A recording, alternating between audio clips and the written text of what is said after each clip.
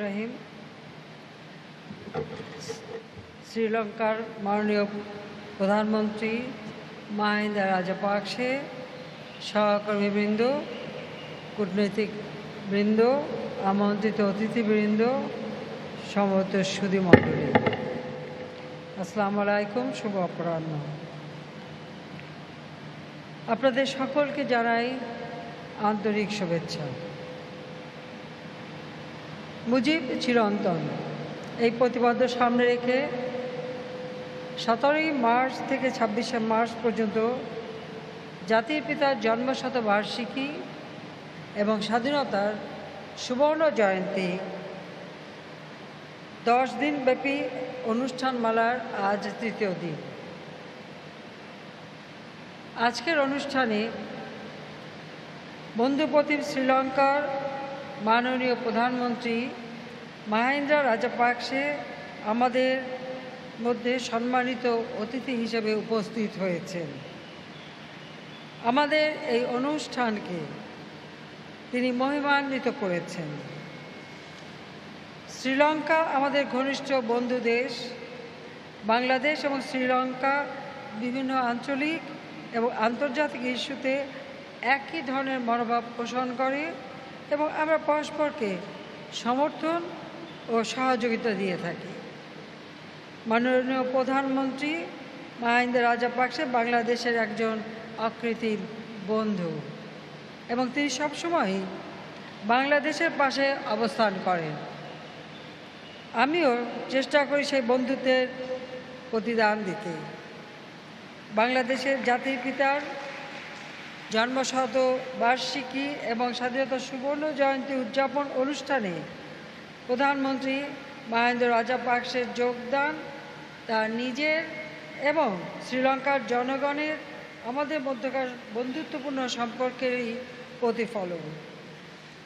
আমি নিজে, আমার সরকার বাংলাদেশের জনগণের পক্ষ থেকে শ্রীলঙ্কার মাননীয় প্রধানমন্ত্রীকে এবং তার দেশের জনগণের প্রতি গভীর কৃতজ্ঞতা ও ধন্যবাদ জানাচ্ছি।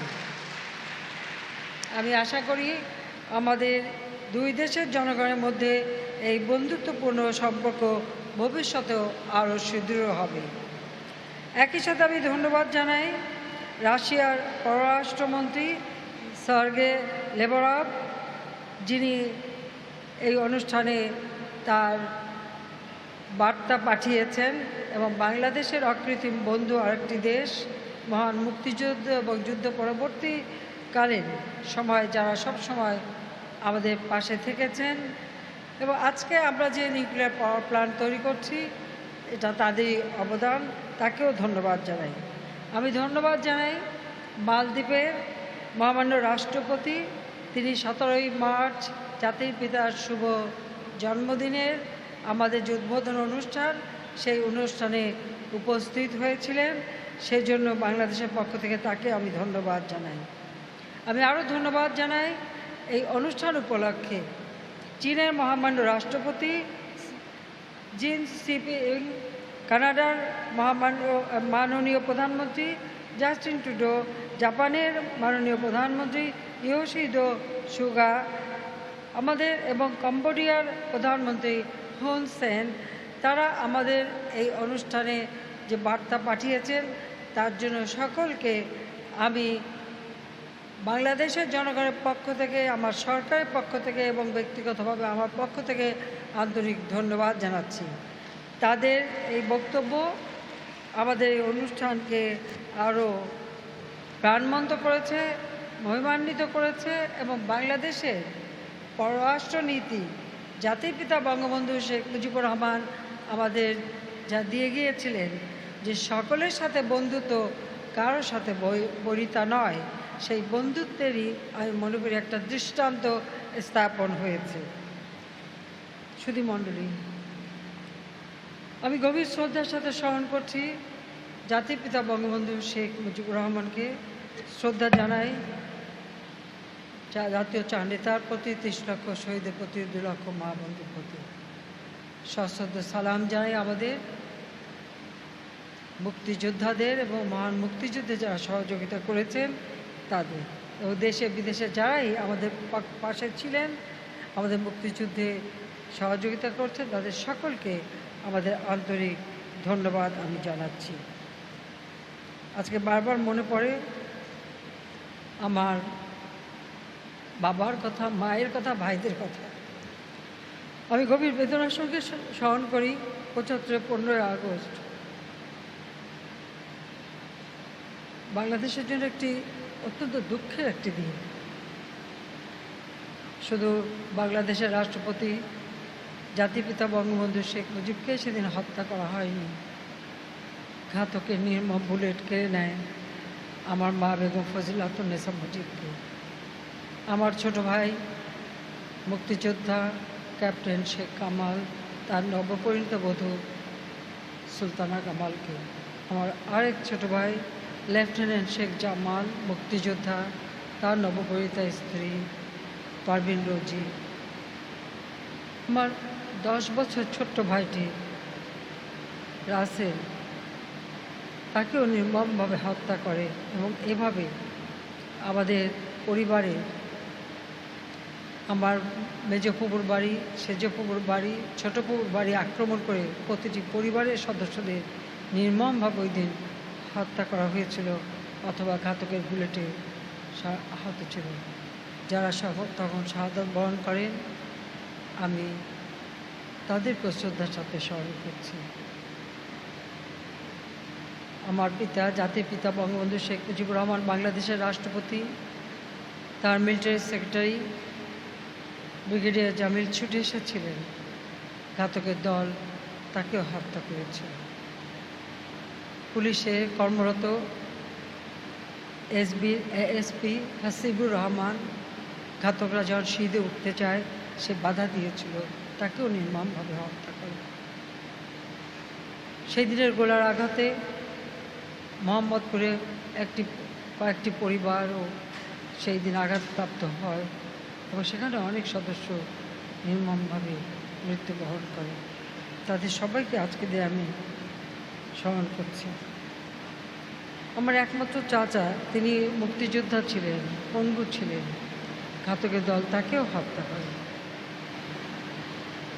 এই হত্যার মধ্য দিয়ে বাংলাদেশের মানুষ মূলত তাদের অধিকার যেমন হারিয়েছিল, আর যারা ক্ষমতা দখল করেছিল তারা বাংলাদেশের মহান মুক্তি সংগ্রাম এবং স্বাধীনতার ইতিহাস থেকে জাতির পিতা বঙ্গবন্ধুর নাম চিরতরে মুছে ফেলার প্রচেষ্টা চালিয়েছিল।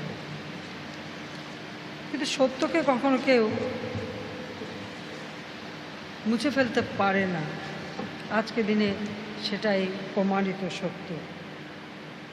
আজকে মার্চ মাস আমাদের দেশের জন্য, আমাদের জাতির জন্য, জাতীয় ইতিহাসের জন্য একটি অনন্য মাস।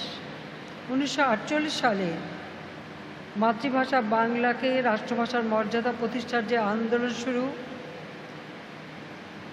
বঙ্গবন্ধু শেখ মুজিব ঢাকা বিশ্ববিদ্যালয়ের আইন বিভাগের ছাত্র, তিনি এই সংগ্রাম সূত্রপাত করেছিলেন এবং 11ই মার্চ ভাষা আন্দোলন শুরু হয়েছিল।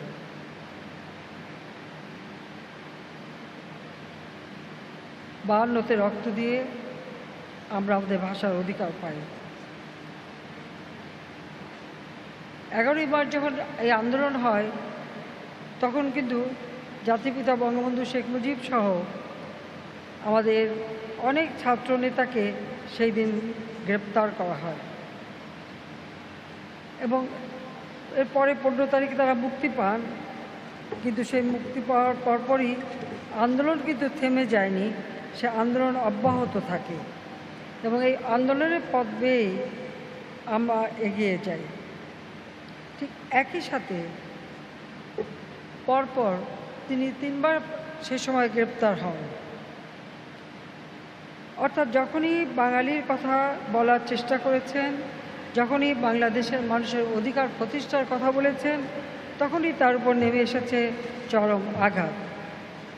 কিন্তু জাতির পিতা বঙ্গবন্ধু কখনো থেমে যাননি। তিনি এদেশের মানুষের ভাগ্য পরিবর্তনের সংগ্রাম এগিয়ে নিয়ে গেছেন। কিন্তু আমরা দেখেছি ইতিহাসের পাতায় যখনই তিনি বাংলাদেশের অধিকারের কথা বলেছেন, তখনই কিন্তু চরম আঘাত এসেছে। জাতির পিতা ভাষা আন্দোলন করতে যেয়ে যখন বারবার গ্রেপ্তার হচ্ছেন, 49 সালে যখন তাকে গ্রেপ্তার করা হলো আর তিনি মুক্তি পাননি, 52 সালে 27শে ফেব্রুয়ারি তিনি মুক্তি পেয়েছিলেন। কিন্তু সে মুক্তি পেয়েও সাথে সাথে তিনি আবার তার সংগ্রাম এগিয়ে নিতে থাকেন এবং এই সংগ্রামের পথ বেয়ে তখন যুক্তফ্রন্ট গঠন করা হয়। 54 সালে হোসেন শহীদ সোহরাওয়ার্দী, একে ফজলুল হক, মৌলানা ভাসানী তার সকলে মিলে যুক্তফ্রন্ট গঠন করেন এবং সেই নির্বাচনে প্রাদেশিক পরিষদে যুক্তফ্রন্ট জয়লাভ করে। বাঙালির হাতে সত্যিকার যারা বাঙালি জাতির কথা চিন্তা করতো তারা ক্ষমতায় থাকুক, এটা আসলে তো পাকিস্তানি শাসকরা কখনো চায়নি। সেই সরকার বেশি দিন টিকতে পারেনি। সেই সরকার এমার্জেন্সি ডিক্লেয়ার করে 92 ক ধারা দিয়ে সেই সরকার পতন ঘটিয়ে এই পূর্ববঙ্গে কেন্দ্রীয় শাসন চালু করা হয় এবং 30শে মে 1954 সালে সরকার ভেঙে দেয় এবং তখন বঙ্গবন্ধু শেখ মুজিব সহ সকলে আবার বন্দী হয়, তাদেরকে গ্রেপ্তার করা হয়। 18 ডিসেম্বর 54 সালে মুক্তি পান। এরপর আওয়ামী লীগ 56 সালে সরকার গঠন করে। আওয়ামী লীগ সরকার গঠন করেই কিন্তু সবসময় এই অঞ্চলে উন্নয়নের জন্য কাজ করে। দুর্ভাগ্য হলো যে সেই সরকারও বেশি দিন টিকতে পারল না। 58 সালে মার্শাল ল জারি হল। মার্শাল ল জারি হওয়ার পর বঙ্গবন্ধু শেখ মুজিব আবার গ্রেপ্তার হলেন। 7 অক্টোবর 1958 সালে মার্শাল ল জারি হয়। 11 অক্টোবর বঙ্গবন্ধুকে বাড়ি থেকে তুলে নিয়ে যায় এবং তাকে 12 অক্টোবর গ্রেপ্তার করে। ভাষা আন্দোলনের পথ বেয়ে যে যাত্রা শুরু, সেই থেকেই ধাপে ধাপে কিন্তু আমাদের স্বাধীনতা এবং স্বাধিকার আদায়ের আন্দোলন। কিন্তু বঙ্গবন্ধু শেখ মুজিবকে যে বারবার গ্রেপ্তার করা হয়, কিন্তু তাতে কিন্তু তিনি কখনো দমে যাননি। তিনি কিন্তু তার সংগ্রাম চালিয়ে গেছেন, একটি জাতিকে স্বাধীনতার চেতনায় উদ্বুদ্ধ করেছেন এবং এই সংগ্রামের পথ বেয়েই কিন্তু আমরা আমাদের স্বাধীনতা অর্জন করি। কারণ পাকিস্তানি কারাগারে বারবার তাকে যখন গ্রেপ্তার করা হয়েছে, তিনি যতবার বের হয়ে এসেছেন আবার তিনি এদেশের মানুষের অধিকারের কথাই বলেছেন, আর যার ফলে তাকে বারবারই কারাবরণ করতে হয়েছে। আমরা যদি সেই 48 সাল থেকে ধরি যে 11ই মার্চ তিনি গ্রেপ্তার হলেন 48 সালে, আবার 19শে এপ্রিল তিনি গ্রেপ্তার হলেন, 26শে জুন তিনি মুক্তি পান 49 সালে। অর্থাৎ আমরা এটাই দেখি যে বারবার যে তাকে গ্রেপ্তার, এরপর আবার 19 জুলাই তিনি 49 সালে গ্রেপ্তার হন। সেখান থেকে তিনি ওই দিনই আবার জামিনে মুক্তি পেয়েছিলেন। এরপরে 31 ডিসেম্বরে 49 সালে তাকে যখন গ্রেপ্তার করা হয় আর মুক্তি পেলেন না। এরপর 52 সালে মুক্তি পেলেন 27 ফেব্রুয়ারি। 54 সালে 30 মে গ্রেপ্তার হন। 18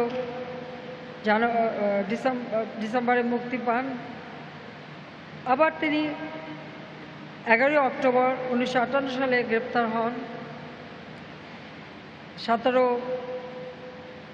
ডিসেম্বর 1949 সালে আবার তিনি মুক্তি পান। অর্থাৎ এই যে 11 অক্টোবর তাকে যে গ্রেপ্তার করা হলো মার্শাল ল দিয়ে, তার বিরুদ্ধে অনেক মামলা দেওয়া হলো মিথ্যা।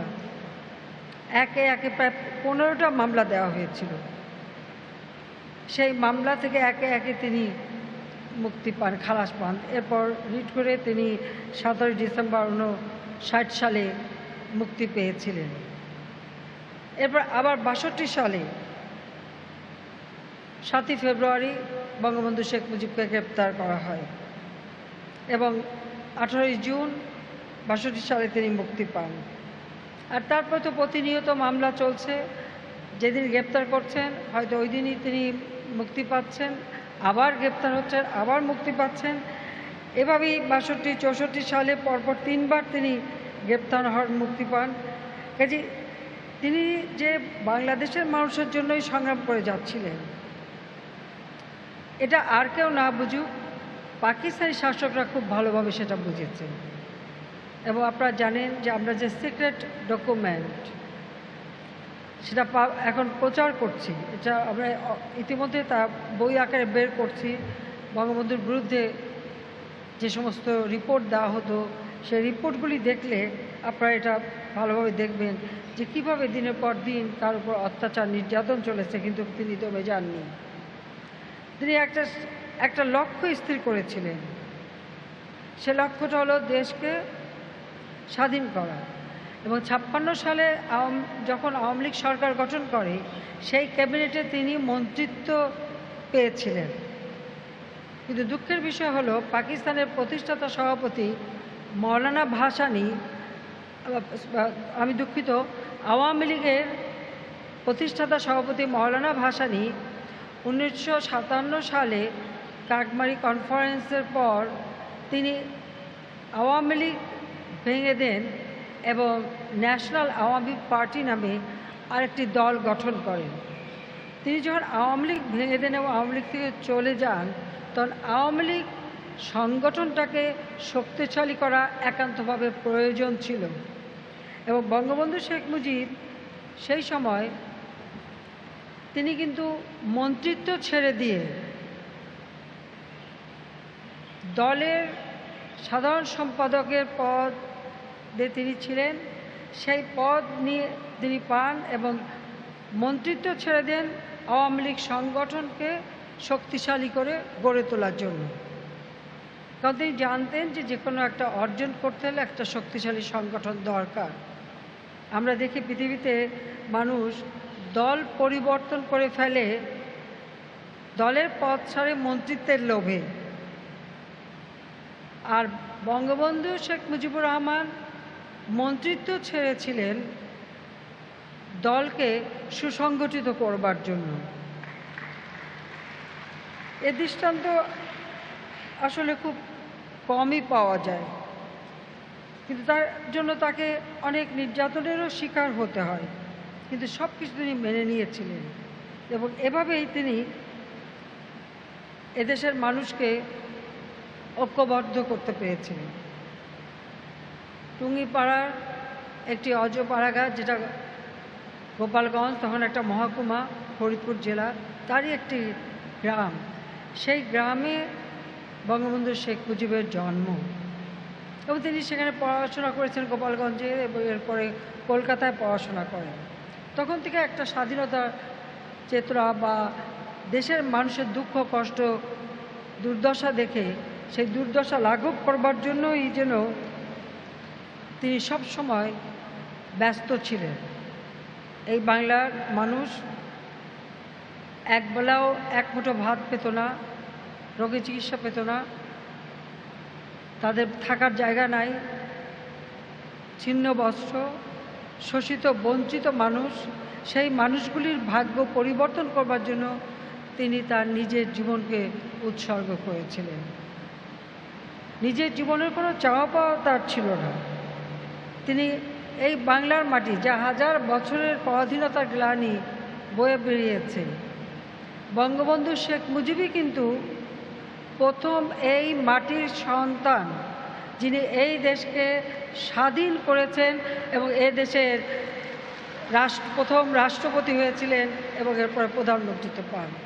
আপনারা যদি একটু খুঁজে দেখবেন যে যখনই এই বঙ্গ বলেন, পূর্ববঙ্গ বলেন বা পাকিস্তান আমলে সেই পূর্ব পাকিস্তান বলেন, এদেশের শাসনভার কিন্তু এমনকি তার পরবর্তী সময়েও যারা এসছে, স্বাধীনতার পরে 15ই আগস্ট জাতির পিতাকে হত্যার পর যারা এসছে, তাদেরও জন্ম কিন্তু কারো বাংলাদেশের মাটিতে হয়নি। এই ভূমি পুত্র বা এই ভূমির সন্তান একমাত্র বঙ্গবন্ধু শেখ মুজিবুর রহমান। যে কারণে এদেশের মানুষের প্রতি তার সব সময় আলাদা একটা ভালোবাসা ছিল, একটা দায়িত্ববোধ ছিল। এবং তিনি খুব সৌভাগ্যবান ছিলেন যে তার পিতামাতা সব সময় তার পাশে ছিলেন, তাকে সহযোগিতা করেছেন। আর সবথেকে বড় সহযোগিতা আমার মা তার পাশে থেকে প্রেরণা জুগিয়েছেন। কোনো দিন নিজের কোনো চাহিদা ছিল না, কোনো দিন সংসারের কোনো কিছু বলে ব্যতিব্যস্ত করতেন না, সব কিছু তিনি নিজে সামলাতেন। যখন আমার বাবা জেলে থাকতেন, দল সংগঠন সব কিছু তিনি নিজে করতেন।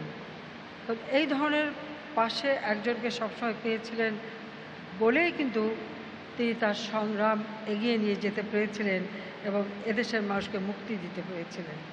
ঐতিহাসিক ৭ই মার্চের ভাষণ, যে ভাষণে সেই ঐতিহাসিক বাণী, এবারের সংগ্রাম আমাদের মুক্তির সংগ্রাম, এবারের সংগ্রাম আমাদের স্বাধীনতার সংগ্রাম, এই আহ্বান দিয়েই কিন্তু তিনি বাংলাদেশের মানুষকে সকল প্রস্তুতি নেবার নির্দেশনা দিয়ে দিয়েছিলেন। আর সেই ৭ই মার্চের ভাষণ দেবার পূর্বে আমার মা তাকে বলেছিলেন, কারো কথা শুনতে হবে না, তোমার মনে যে কথা থাকবে সেই কথাই তুমি বলবে, কারণ বাংলাদেশের মানুষের জন্য তুমি সংগ্রাম করেছো। কিন্তু আপনারা দেখুন, ঠিক সেই কথাই হয়েছে। আর আজকে সেই ভাষণ বিশ্ব ঐতিহ্য দলিলে স্থান পেয়েছে, যা একদিন দুর্ভাগ্য আমাদের যে বাংলাদেশের এই ভাষণ কিন্তু একসময় নিষিদ্ধ করা হয়েছিল। কিন্তু আজকে ইতিহাস থেকে কিন্তু ৭৫ 15 আগস্টের পর স্বাধীনতার ইতিহাস থেকে বঙ্গবন্ধু শেখ মুজিবের নামটা মুছে ফেলা হয়েছিল, ভাষা আন্দোলনের ইতিহাস থেকে মুছে ফেলা হয়েছিল। ৭৫-এর পরে একের পর এক মিলিটারি ডিক্টেটর অথবা তাদের দোসররা যে ক্ষমতা এসেছে, স্বাধীনতা বিরোধীরা ক্ষমতা এসেছে, জাতির পিতা বঙ্গবন্ধু শেখ মুজিবকে যারা হত্যা করেছে, তারা যারা ক্ষমতা এসেছে, তাদের একটাই ভয় ভীতি, ওই একটি নাম নিয়ে। কাজেই তারা ২১টা বছর সবই নিষিদ্ধ করে রেখেছিল। কিন্তু যে সংগঠন জাতির পিতা গড়ে তুলেছিলেন, এই সংগঠন আওয়ামী লীগ কিন্তু সেই আদর্শ নিয়েই চলেছে এবং সংগ্রামের পথ বেয়ে আমরা কিন্তু বাংলাদেশে ২১ বছর পর সরকার গঠন করে এদেশের মানুষের সেবা করার সুযোগ পেয়েছি। যে বাংলাদেশ একসময় বিশ্বের কাছে বলতে গেলে হাত পেতে চলতো, স্বাধীনতার পর জাতির পিতা যে বাংলাদেশকে যুদ্ধবিধ্বস্ত দেশ গড়ে তুলে বাংলাদেশকে যেখানে স্বল্পোন্নত দেশে রেখে গিয়েছিলেন এবং অনেক স্বপ্ন ছিল বাংলাদেশকে নিয়ে, যে ক্ষুধামুক্ত, দারিদ্র্যমুক্ত, উন্নত সমৃদ্ধ বাংলাদেশ তিনি গড়বেন। কিন্তু সে স্বপ্ন তো অধুরা ছিল। 15ই আগস্ট তাকে হত্যা করে সেই স্বপ্ন আর বাস্তবায়ন করতে দেয়নি। বাংলাদেশের মানুষের প্রতি আমার কৃতজ্ঞতা জানাই এবং আমার সংগঠন বা মুজিব আদর্শের যারা, তাদের সবাইকে আমার কৃতজ্ঞতা জানাই এই জন্য যে সকলের সমর্থন নিয়ে আমরা সরকার গঠন করে আজকের বাংলাদেশ উন্নয়নশীল দেশ হিসেবে আমরা উন্নীত হতে পেরেছি। কাজে এই বাংলাদেশে আজ জাতির পিতার জন্মশতবার্ষিকী এবং স্বাধীনতার সুবর্ণ জয়ন্তী আমরা সরকার থেকে উদযাপন করার সুযোগটা পেয়েছি। বাংলাদেশের মানুষের ভোটে নির্বাচিত হয়েছিলাম বলে তাদের প্রতি আমাদের কৃতজ্ঞতা জানাচ্ছি। সেই সাথে এই অনুষ্ঠানে যারা যোগ দিয়ে অনুষ্ঠানকে মহিমান্বিত করেছেন তাদের সবাইকে আমার আন্তরিক ধন্যবাদ জানাচ্ছি। আমাদের অনুষ্ঠান আমাদের সুবর্ণ জয়ন্তী 26শে মার্চ পর্যন্ত চলবে। আমরা চাই বাংলাদেশ বিশ্বের বুকে জাতির পিতার স্বপ্নের ক্ষুধামুক্ত, দারিদ্র্যমুক্ত, উন্নত সমৃদ্ধ সোনার বাংলা হিসেবে গড়ে উঠুক। বাংলাদেশের একটি মানুষও ক্ষুধার্ত থাকবে না, গৃহহীন থাকবে না, প্রতিটি মানুষের ঘরে আমরা আলো জ্বালব।